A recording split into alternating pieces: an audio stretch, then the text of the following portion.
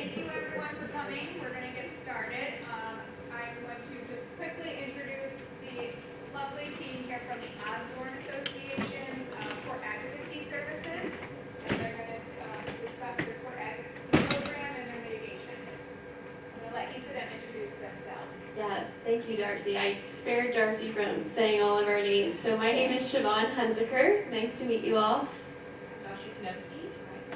Good afternoon, I'm Jasmine Awad.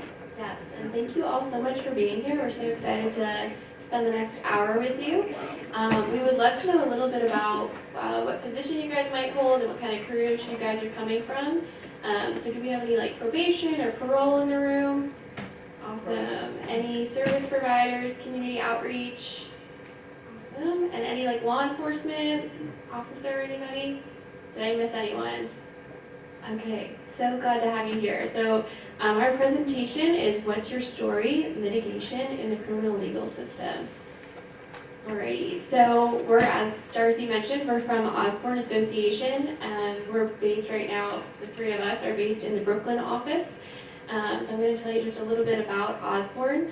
We're a nonprofit founded in 1933, and we have over 300 staff that help at all points of the continuum of the legal system. So this could be arrest, people in detention, incarceration, as well as re-entry. And we also try to work with families and children who might be affected by a loved one incarcerated. The three of us work at Court Advocacy Services, and so we're a branch of working with people that have an open criminal case, whether they're in detention or released in the community, whether it be bail or non-monetary bail. So that's specifically who we work with. And Court Advocacy Services is made up of mental health professionals and social workers. Many of us have our license and stuff. And the real purpose behind Court Advocacy Services is that we really want to we team up with defense attorneys, primarily 18B attorneys, and we want to provide those social work resources that otherwise their clients probably couldn't afford or have the opportunity to have on their criminal defense team. Court Advocacy Services is in all 5 boroughs of New York City, as well as Greene County, Rensselaer County, Westchester County, I'm missing a few, Rensselaer, and we just also expanded to Albany. So as we continue to describe mitigation, we want to bring along a client of ours. We're going to call him David, and we think his case and his story will illustrate the power that we think mitigation has to improve outcomes. David was referred to CAS by his attorney after being arrested for burglary in the 3rd degree, and he was 19 at the time, and it was his first arrest. After speaking with David, his attorney realized he may be struggling with mental health issues, and he contacted CAS. So as we continue to describe how we work on a case, we'll bring David along. And so we've used the word mitigation quite a bit, and so we want to obviously be able to describe what mitigation is. And so, of course, we could give you the textbook definition, which is to reduce the severity or the seriousness of something. And in our case, we're trying to reduce the punishment that's imposed by the justice system. But it's very important for us to emphasize that in no way, shape, or form do we intend to undermine the seriousness of the charges that a client is facing. We understand that, and we believe that every client deserves quality mitigation and advocacy, and their dignity and respect is paramount in the work that we do. Because every client deserves a strong defense, and every client has a story, and when you're facing the potential loss of freedom, it's important for your story to be shared, especially because it can profoundly impact the disposition of your case and even reduce mass incarceration. And so how we do that as mitigators is we work directly with the defense team, and we will provide that story that judges and prosecutors can't currently see. I'm sure there are many of us in the room today who maybe watch the news or open TikTok or Twitter, and you might have seen a crime that occurred, and you're immediately going to pose a judgment. That's very common. Many of us do that. We think something might be terrible, but we don't have the whole story there. And so judges and prosecutors similarly also don't have that story. They have the client's current charges, any prior arrests or convictions, maybe some discovery, but not the full picture, and we really want to be able to provide that for them. And so I know I just described why we provide mitigation more holistically, but I really want to get into the nitty-gritty of why it's super important for every client to have this in their case. First of all, we want to reduce detention and incarceration so that people can keep their human rights, and it's also cost efficient, which I'll definitely go into those details a little bit later in the presentation. And we also want to decrease the stigma that clients are facing and decrease the negative consequences that clients face while they're incarcerated and after they are incarcerated. The majority of people who are incarcerated come back into the community, and they're going to face that stigma. They're going to continue to struggle the longer that they are incarcerated, and so we want to be able to minimize that as much as possible and minimize the impact it has not only on the client but any other communities as well. Mitigation also offers clients an opportunity to genuinely express remorse and regret for the circumstances that they're in, and it also gives us an opportunity to provide a peace offering. It shows that the client is willing to work with the prosecution, with the judge. It shows that they're willing to just show some good faith and cooperation in coming to a fair disposition that works best for all parties.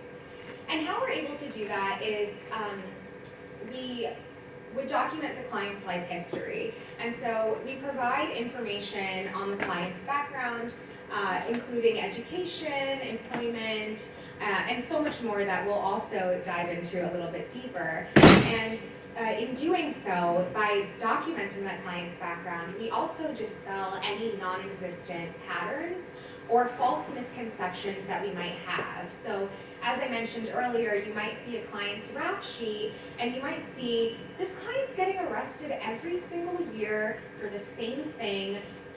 They might be a career criminal, right? That's usually the idea that someone might have in mind, but there could be something deeper to why that client keeps ending up in the justice system. And lastly, it helps us to contextualize the client's conduct. So what exactly was happening right before the arrest? And even more deeper, what was happening to the client maybe 10 years before the arrest, but it has had those long-term impacts, and it has led the client to where they are today.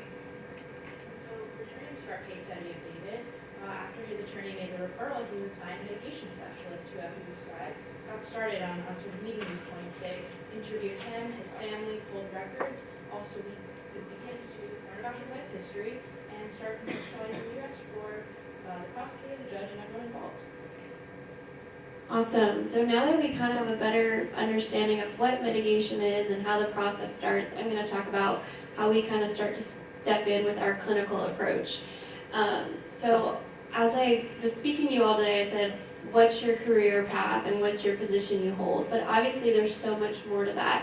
And I find a lot of times people that are in the criminal justice system, they're told you are your crime, you are your addiction, and we really want to empower them to be so much more than that and to share their story. So we use a trauma-informed lens, we use motivational interviewing to really have them feel the autonomy and create that change talk in their life of where they would like to go.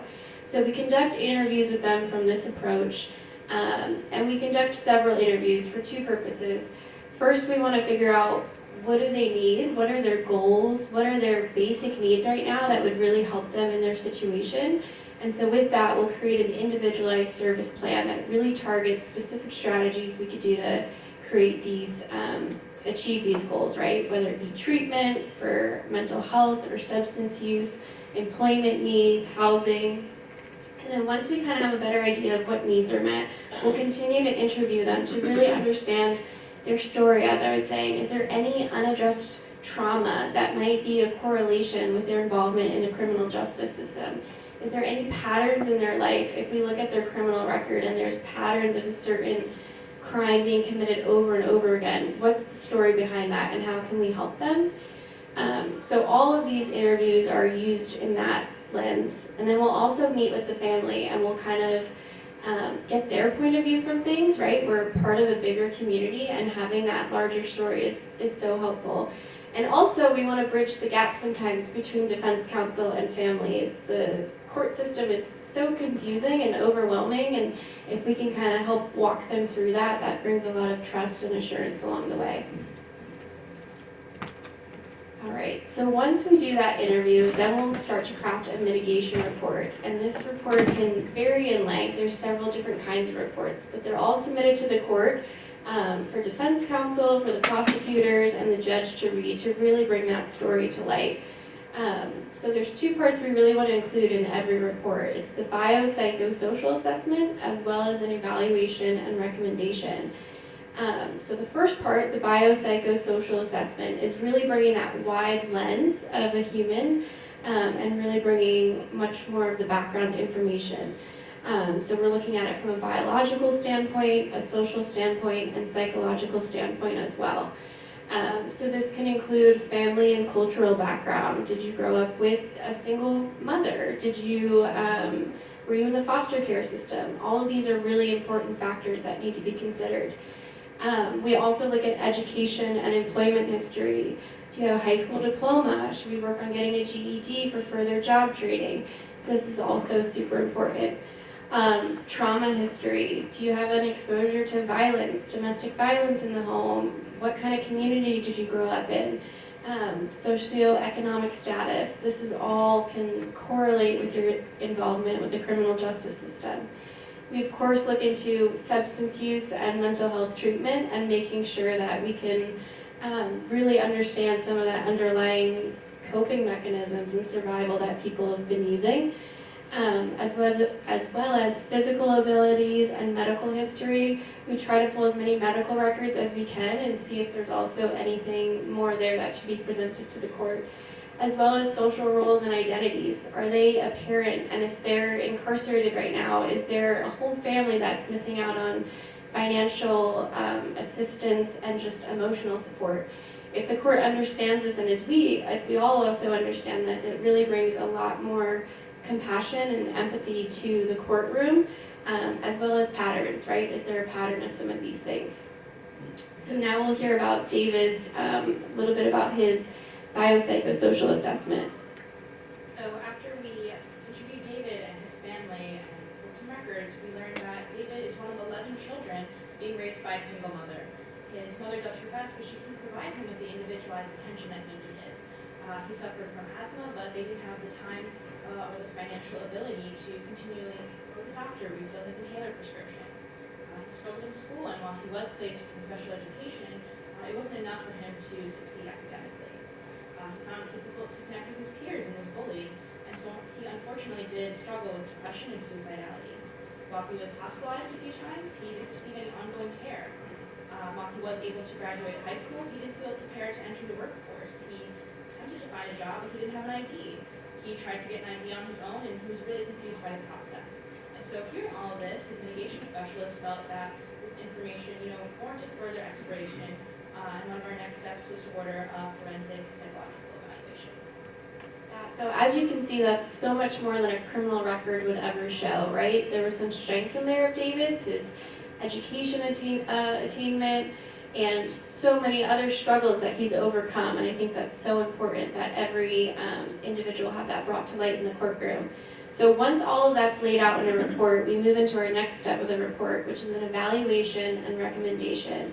And this is where we really pull in our research to say, is there any correlation here with what we've just laid out to potential criminal involvement, and what can we do from there? So as we mentioned with David, there was a forensic psych evaluation needed. Could we help bring in some of his psychological struggles to better understand why he might be in the position he's in today? We also use research to kind of state some of the harms of incarceration. As you know, David's a young person, and what would be the harm of incarcerating such a young individual at a pivotal time in his life? That's so important to consider as his case comes to a conclusion. And with all of that, with our research and the evaluation, we also propose a plan to the court, and this is when we bring our individualized service plan back. Can we do substance treatment? Can we do mental health treatment? Can we do an alternative to incarceration? This is something that we proposed to the court with really thoughtful attention that specifically meets the client's needs. So with David, after doing our own research, our own evaluation, reviewing the forensic report, we put our report to the court, and it showed that he had a depressive disorder, a learning disability, and an intellectual disability, all of which he struggled with and contributed to the context of his arrest. Through these diagnoses and the biopsychosocial, David was better able to understand himself and his needs. And the prosecutor and the judge were able to see the arrest in context, and we were able to come to an agreement to do alternative to incarceration. CAS was also able to formulate, as we talked about, the individualized treatment plan. So together with the help of the court and CAS, we enrolled David in a 6-month ATI program. This program made connections for him to medical services for his asthma, for mental health treatment, helped him in accessing job training and job placement, and they helped to strengthen his family support networks. And so CAS also wanted to provide him help even outside the ATI. We started the process of helping him obtain office with persons with disabilities eligibility, which would open up services to him for his whole lifetime, for housing, employment, medical and mental health. And did this with the plan to help him not only achieve his own goals, but reduce his chances of recidivism.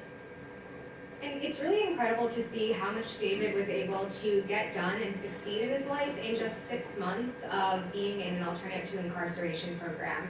And so when we say ATI, we're referring to alternatives to incarceration, and we want to share some other recommendations of what other programs are that are possible for our clients instead of incarceration. And so we're going to put a pause on David's story so we can give you some other quick examples of some other success client stories, but don't forget about David. We'll return to the end of his story. So what is possible? First and foremost, we do have the options of inpatient or outpatient substance use programs, mental health programs, or even a combination of the two. And we actually have an example of a client that we currently have right now who's 26 years old, has no criminal history, and he's currently facing robbery charges. He has his high school diploma, has some college credits, was employed. So what was the issue here? Why did he end up locked into or intertwined into the system? Well, upon mitigation, we discovered that when he was 17 years old, he started using substances and he quickly became addicted. And every single time he got a paycheck, he fueled that money into his addiction. And it ended up getting so bad that he was not even able to afford rent anymore. And that was the circumstances right before his arrest. And so when you look at a client like this one, you can see that the need here is for substance use support. If he were to get support in reaching sobriety, he would get farther removed from the criminal justice system because he would be able to gain that stability. And we also have other program options. We have, the options of educational, employment, workforce programs, even programs that help with housing, and there are also gun diversion programs. And we also always love to suggest probation. We think probation is a really great opportunity for clients to remain in the community but still receive that oversight in making sure that they're able to follow the rules of the legal system.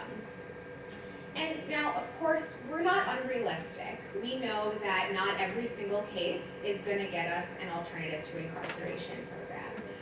Sometimes people are facing really, really serious charges that simply just carry a high term of incarceration, and in those cases, we still believe that we should fight for those clients because there is a major difference between a client facing 25 years of incarceration versus life. I currently have a client that's 15 years old right now, and he's potentially facing life. And imagine what we can do to avoid that. So in these instances, what we do is we try to fight for the client to plead guilty to a lower charge that carries a lower sentence, or for the client to plead to the top charge, but try to get them on the lower end of the sentencing, the mandated sentence. And we actually have another success story here of a client who, in 2003, he faced charges for criminal sale of a controlled substance, and he was enrolled into the DTAP program as a disposition, which is a drug treatment alternative to prison program. Not sure if anyone here is familiar with DTAP, but DTAP is really, really strict in the requirements that a client must follow. And in this individual's case, he was required to complete his GED. Life circumstances got in the way, he didn't. He then faced a bail jumping case. Fast forward to 2011, he came to us, or his defense attorney came to us. We provided mitigation, and unfortunately, he still had to be incarcerated for a year, but he could have been incarcerated for up to 4 years. And the reason why I bring up this story is because that happened in 2011, but the client actually came back to us in 2017 to tell us that he reached sobriety, he has a full-time job, he has a great relationship with his children, and he even just purchased his own home on Long Island. And if this client was incarcerated for maybe additional years, I don't even know if his children would have stayed in contact with him. We don't know if he would have had the ability to reach sobriety because his substance use addiction could have gotten really challenging the longer that he was incarcerated. And he potentially could have really suffered from the loss of community ties if he was incarcerated for even longer. So we always want to fight for our clients no matter what the alternative to incarceration will end up being. So we hope that, all these individual stories and successes that we've shared have been really impactful to you.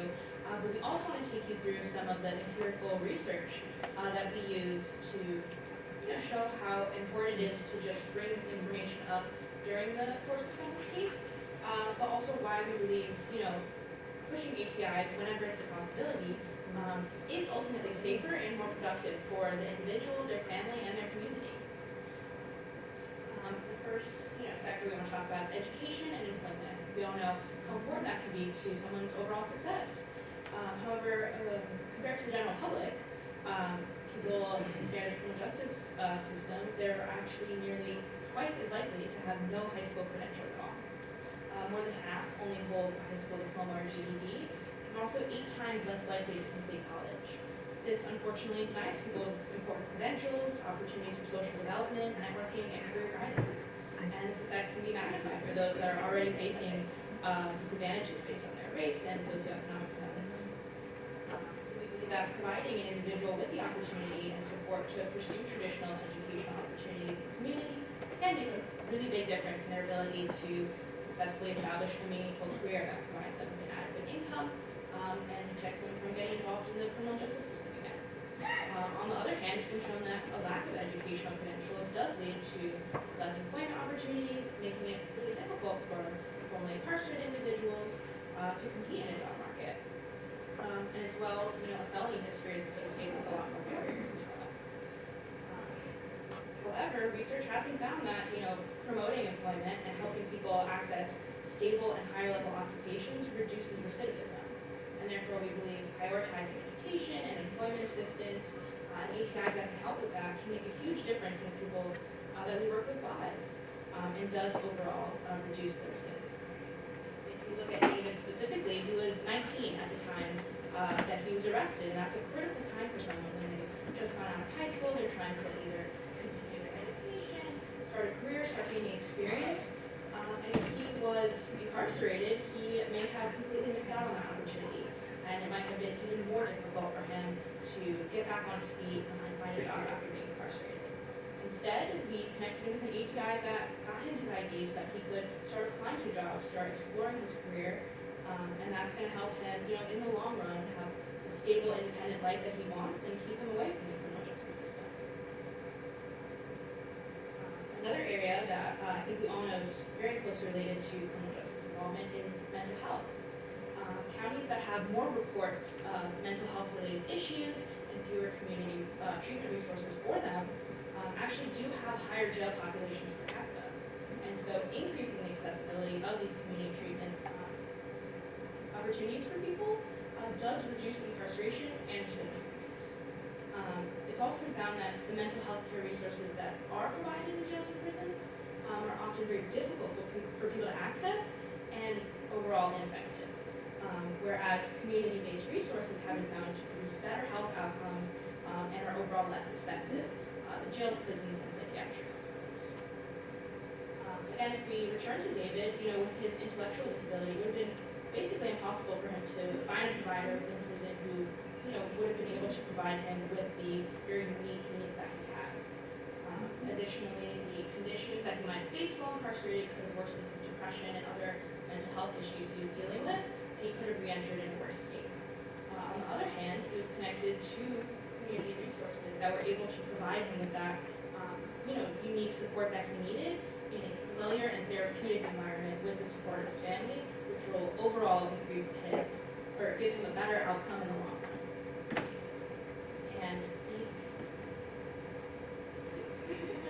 And these trends are also similar when it comes to substance use.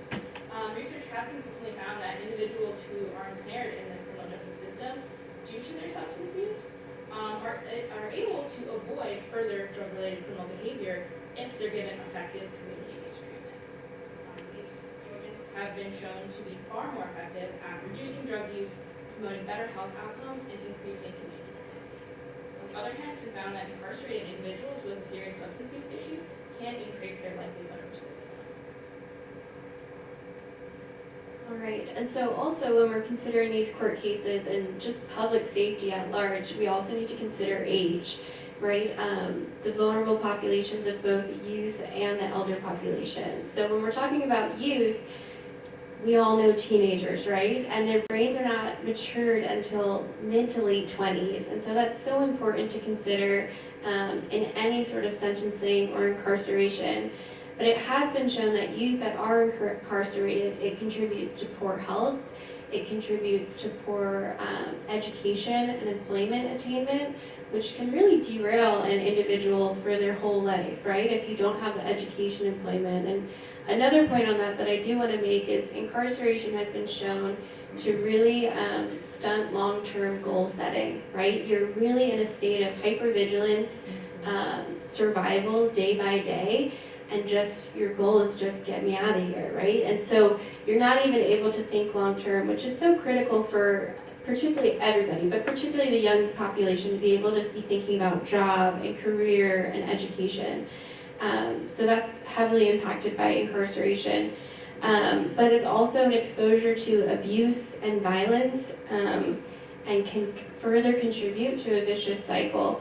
And all in all, public safety, right? And so with all of these effects of incarceration, it's important to also think that once they get out, it can contribute to that cycle, right? They don't have a job, they don't have education, they've been exposed to violence.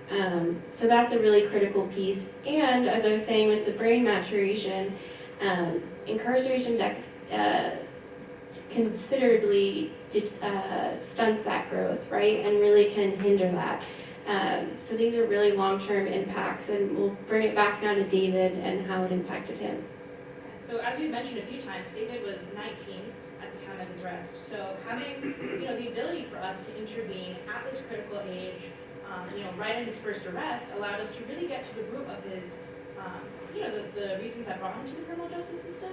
And we were able to, support this natural maturation process by connecting him with services that, helped him develop his maturity and attain, the normal things a normal adult would be achieving at that time. Whereas, if he was incarcerated, this whole process could have been stunted, as Siobhan mentioned, and, he would be exposed to a lot of other factors that could have completely derailed his life at such a critical time. And then on the flip side, we also have the elder population. And I can speak just from my own clients at Rikers. I can say that their health is significantly impacted by incarceration. The healthcare needs sometimes don't match what their actual needs are. So that's one big piece. But another big piece is just public safety. And research has really shown that there's really not a huge public safety risk. The New York City Council did an analysis, and they found that ages 50 to 64, the recidivism rate for them was less than 7%, which is significantly lower than most recidivism rates. And this number was across the board for all different kinds of charges. The severity of charges didn't matter, the recidivism stayed that low. And beyond 65, it continued to decrease, which really shows that people are kind of aging out of crime. And I think that's so important to consider in any sort of incarceration. Are they really posing a threat statistically at this point to public safety? And the elder population seems to be very little of a threat. A lot of what we mention is really important when we also take into consideration cost effectiveness. So I mentioned it earlier, reducing detention and incarceration can save us a lot of money. And so before I give you the number, does anyone happen to know how much it costs to incarcerate one person per year in New York City? Just, I guess an adult. Yeah, you said 100,000. Any other guesses? 71,000. 86,000. Right? Any other guesses? All right. It costs us $550,000 per person per year to incarcerate in New York City. And I just went to a presentation yesterday to learn that there are over 6,000 people on Rikers Island alone. That is not our only New York City facility. So I can't do that quick math, but it sounds like a lot of money. What about other New York counties? Does anyone have a guess? I will say it's lower. It is a lower number. Anyone want to give a guess?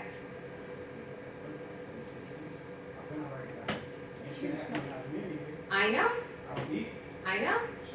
It doesn't make sense.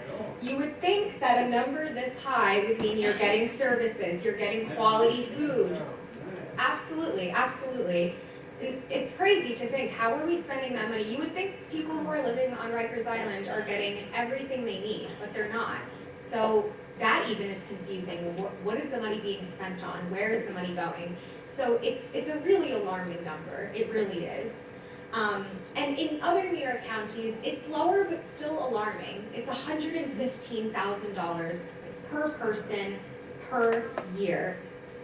I agree. It don't take that much for me to take care of me, my wife, and my daughter. If we have bills we need, Right. it takes that much to just go somebody and sell and Right. let them buy. Right. And I like that you mentioned that too, because can you imagine what your life would look like if I gave you $550,000? Can you imagine what anybody's life here would look like if I gave you that money? So to think about how we're spending this much money on people who are incarcerated, when instead we can be funneling that money into these alternative to incarceration programs that have statistically been proven to support individuals, to reduce recidivism, to promote public safety, it's something that needs to be taken into consideration a lot. Sort of the last area of this that we wanted to address was families. I'm sure everyone in this room knows how important family is to your life and how it can be to an incarcerated person or someone who's facing charges. It's been found that incarceration does have a devastating effect on families, primarily the dependent children of those incarcerated.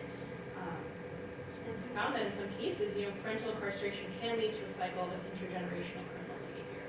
So it's really important to prioritize giving people that you work with families the resources and support that they need to stay in contact, be good parents, have good relationships with their families, and make sure they're getting those visits, because all of that can contribute to a successful reentry.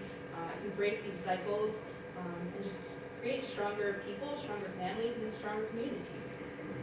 And I think it's great that you mentioned the importance of really keeping families together. And I just want to turn it to everyone here. By a show of hands, does anybody know someone from your personal life who might have been arrested or incarcerated? Yeah, a lot of hands. And I wonder if you can just take a moment to think about what it would have looked like if that individual received support such as mitigation or an alternative to incarceration. or what that impact looked like for you, even if you weren't the one who was incarcerated, you weren't the one in the justice system, it still impacted you in some way. I know we can sit here and talk to you for hours about what that felt like for you and what that difference could have been like if someone just really gave that individual more attention rather than just treating them with for the charges that they are facing. And everyone loves statistics, so we're just gonna briefly go through them to show that we're not just preaching to the choir here, right? Mitigation works and mitigation can be successful. So we want to give you a snapshot of our data, and we are only just one office that provides mitigation. There are so many other offices that have success rates. Of 2024. So this data, we're still in 2024, so it's only for the first 8 months, from January to August. So we have served 697 clients this year within all of our programs within court advocacy services. Of that number, so far, 271 individuals have been sentenced. And so of that number, we have saved, 35.8% of our clients received a non-incarceratory sentence, which means our advocacy services helped them to get one of the alternative to incarceration programs or even probation. And of the clients that we have sentenced, we have 50.6% of our clients who received a lesser incarceratory sentence. So they might be facing incarceration, but they're receiving less time than they need to be. Yeah? Now, more importantly, we have those numbers by race. Because from where we come from, I can have one charge, we have the same exact charge. We have the completely identical background, but we're going for that judge. Not only that one, but you know, you go to court, you get PSI. Which is pretty much similar to what you got. So now PSI is there from the first time you ever arrested, you get a PSI. Each time you get arrested, you go get sentenced, that PSI gets updated. So what makes your information more important than that PSI? Because you're going for that PSI, and they'll make you feel like you're going to get jail. And you're going for the judge who worked for 17 years. Right, right. So what gives you guys that much more power than PSI when they go to probation?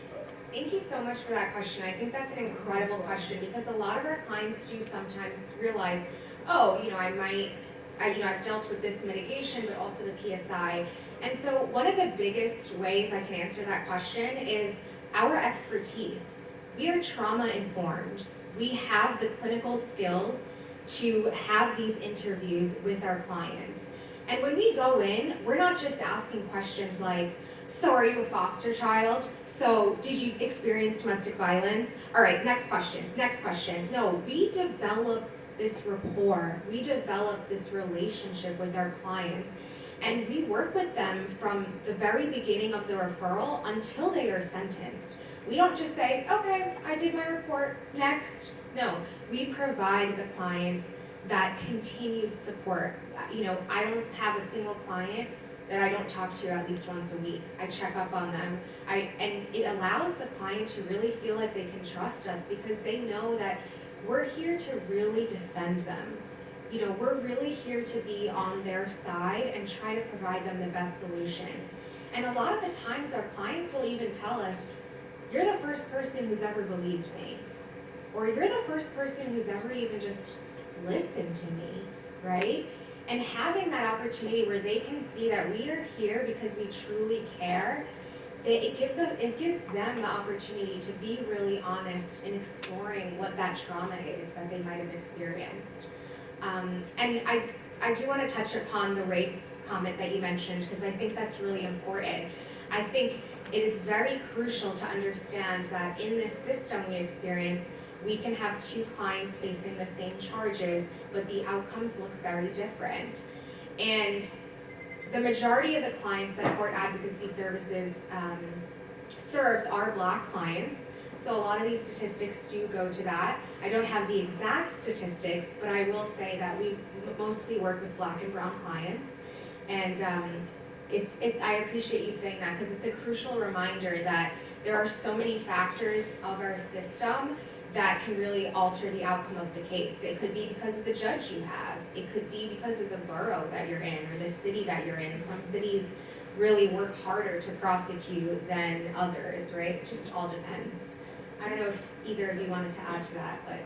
I just wanted to add as well, to the beginning part of what you're saying, is not only our expertise, but I think it's important to note that, not only are we pursuing the ATIs, but we're helping our clients access programming while their case is still happening.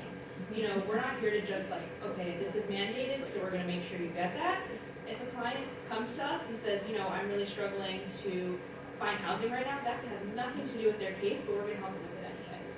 And sometimes a judge might have, not really been open to it at all, and then they hear, oh, the client for the last 3 months, their whole case has just been going to treatment voluntarily, and that really, really impacts them. So I think that's also a key of our work, is that we're not just working with mandates, we're gonna help someone at any time with anything. That's a great point, thank you. Yeah? Yeah, so do you refer them to court mandated resources or just resources to help better the case? Yeah, both, yeah. Both? Yeah, whatever they, say that they need, we'll find something that works for them, within their insurance, their budget, their location, all of that. And then if they do end up getting mandated to something, there's tons of organizations, that might help with that, but if that's tasked to us, we also accept that. And oftentimes what we like to do with our clients is we don't just pick like a random program. I'll sit with my client and say, I don't want you traveling 3 hours to get here, right? What works commute-wise for you? And also, what do you like? So sometimes I'll make maybe 3 or 4 referrals for my client and have them interview with every single one. And then I go, all right, who's your favorite, right? Like, who did you feel like was really gonna support you? Who did you feel like you really wanted? Because even if it becomes mandated, at least the mandate is to a program that they like a little more than some other program that they might be mandated to. So as we mentioned in the beginning, we really respect the client's autonomy to the extent that we can. There's certain things that are out of our control. We're not attorneys, we're not judges, right? But we try to promote the client's autonomy as much as possible. And our last statistic that I want to provide is actually one of my favorite statistics. And again, this is only from 8 months in 2024. So of 324 clients, we have saved a total of 1,411 years of incarceration. I'm gonna say that again. We have saved 1,411 years of incarceration for over 300 clients. Really good math. Yeah, so that averages about 4.5 years per client saved. Of course, every client is facing a different number of years depending, but on average, 4.5 years per client. And Court Advocacy Services team has been running for over 25 years. We plan to run for way more than 25 additional years, so just imagine what our statistics would look like in a lifetime of the work that we do. And 7 of those years are what we saved David. We saved him 7 years of incarceration. Instead, he was afforded the opportunity to receive treatment and support that he hadn't had access to before. To give an update on how he's doing now, he's gotten his ID, he's completed job readiness, and he's really excited to be applying for jobs. He received counseling, and he said that he feels a lot, more confident in his ability to cope with his depression and to manage his intellectual disability going forward. His family has actively participated in his treatment, and they learned the tools to better support him as well. He's been completely compliant with his programming.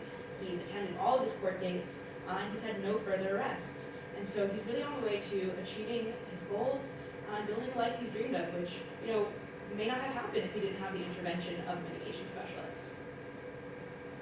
So thanks, Dasha. And before Siobhan wraps us up, we want to show that we are, in fact, telling the truth. These are our works cited page. If you'd like them later on, we're happy to provide them to you. But yeah. Awesome. Thank you all so much for being here and listening. I know this is thank you. I know it's definitely sometimes a different spin to public safety, but we really do believe it is public safety, and we're very open to any questions you guys might have. I'm so grateful for the participation throughout, but if you have any extra questions, yes? I just wanted to add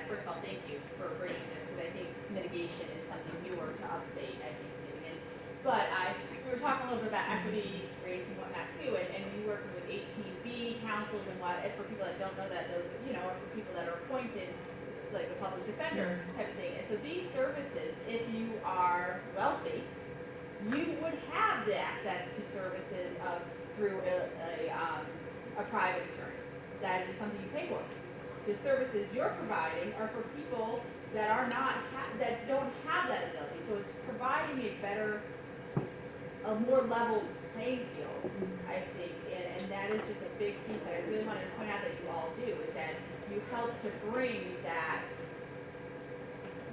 space, that ability for a person to really be involved in their own defense, because that is a civil right. That is a constitutional right. So I just really want to thank you all for that. Yeah, thank you for pointing that out. It's so true, and everyone deserves to participate, as you said, and all of our services are free. So it's great that we are able to level that playing field. Yeah. In the back there? Hi, why does it cost $435,000 more in New York City to incarcerate someone than upstate? Totally. Yeah. I think the main thing would be maximum security, right? And there's just, we know Rikers is known to be violent and more fighting, so there's a lot of correctional officers there. So I think that's one of the main points. Cost of living too for officers in that area, for correctional officers, and just everything like that, I would say are the main, I don't know if you guys want to add to that, but I think it's mainly the fact that it's so maximum security. Any other questions? Yes. Obviously, the incarceration doesn't happen. Clearly, this is a bonus to get so much incentive, so much personal looking at people's cases.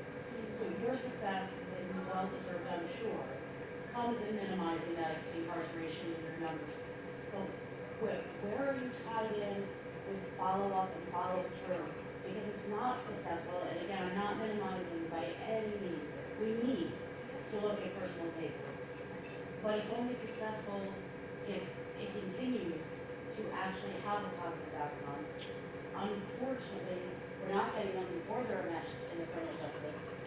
And so there still does tend to, a year from now, 2 years from now, still be that tendency for criminal behavior. So where is your line with follow-up and follow-through and continued services, or how do you approach that or handle that once you've had the success of minimizing the risk of that? Yeah, that's a great question. So our team at Osborne Association, we're the court advocacy services team, and there's only 30 of us, but Osborne Association as a whole is over 300 people, and we have different departments that support with people at different levels of their One in the back.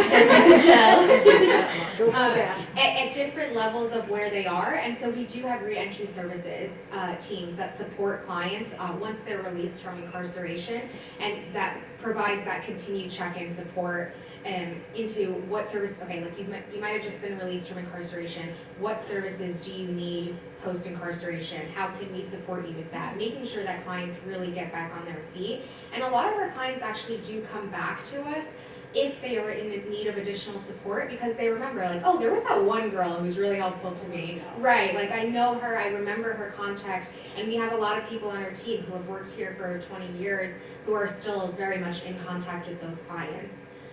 But it's a great question, because not everyone is going to completely remove themselves from the justice system. Unfortunately, there are many other factors that might place someone back into the justice system. So it's great to think also long-term of what happens after court advocacy, so we appreciate that. Yeah, and I will add to that we do stay in touch with, especially if treatment is mandated, we're staying with them throughout the disposition of their case.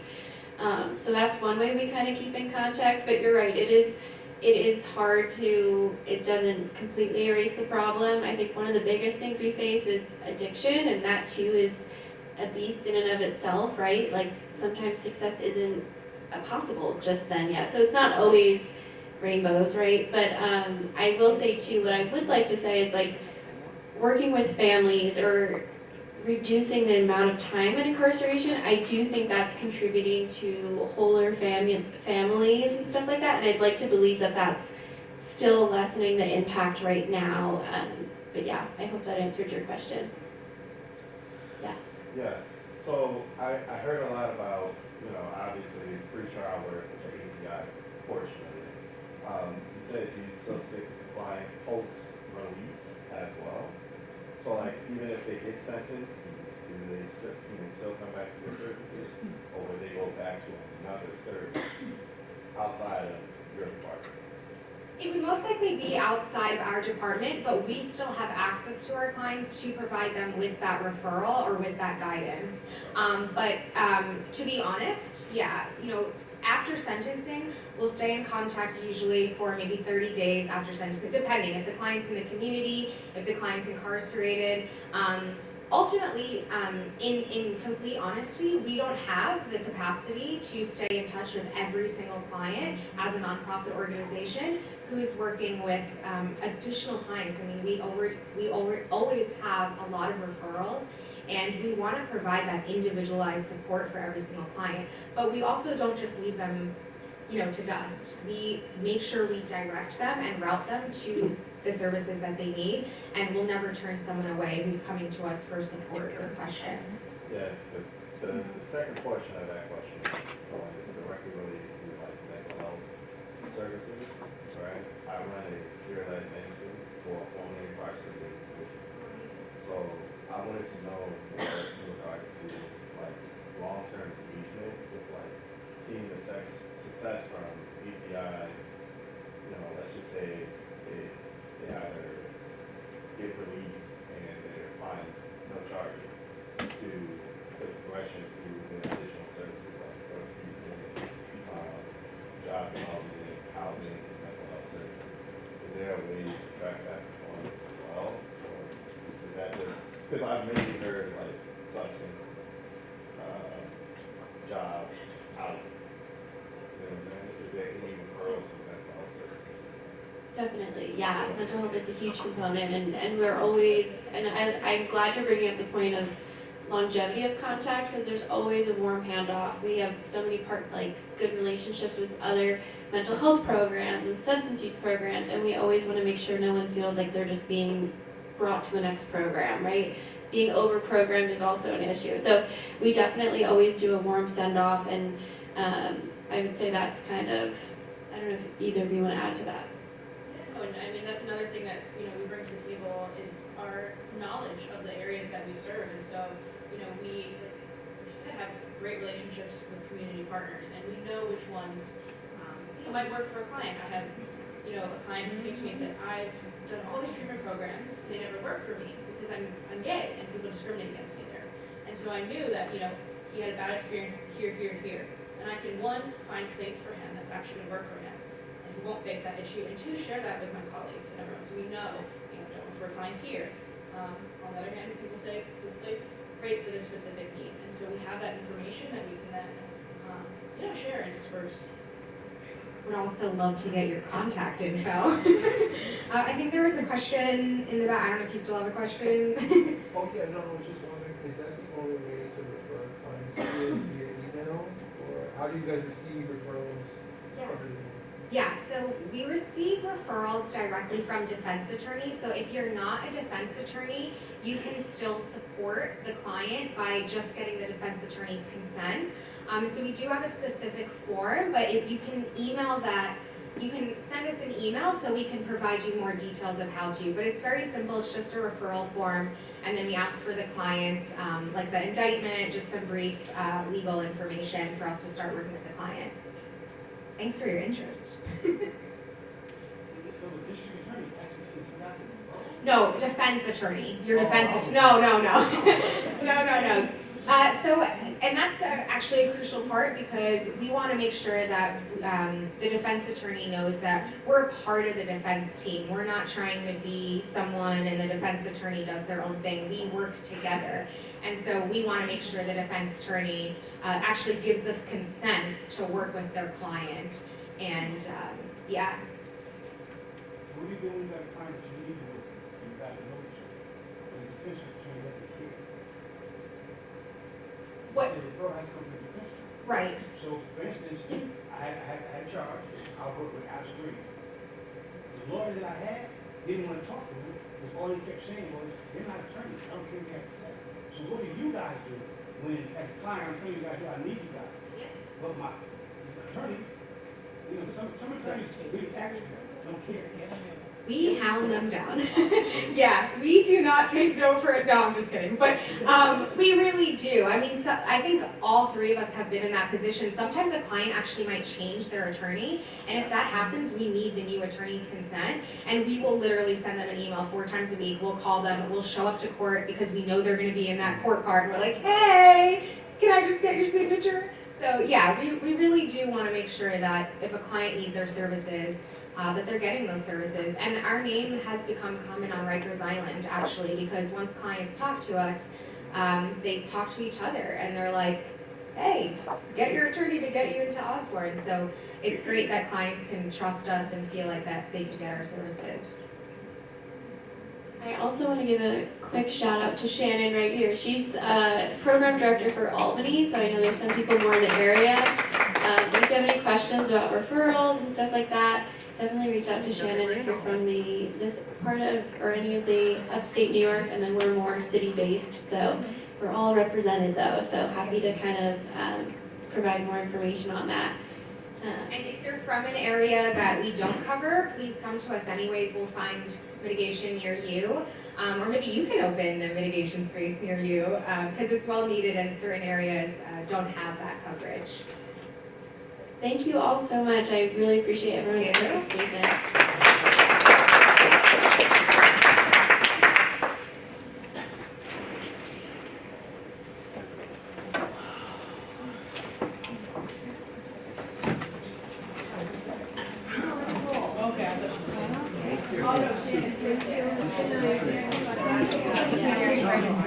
Oh, yeah.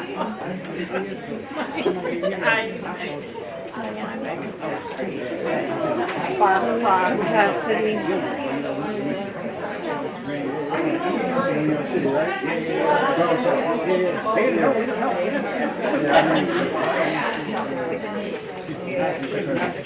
No, not at all. I know exactly what you're talking about. Yeah, right.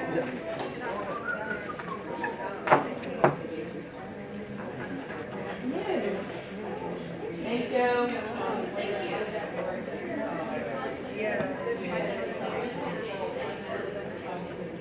We did it.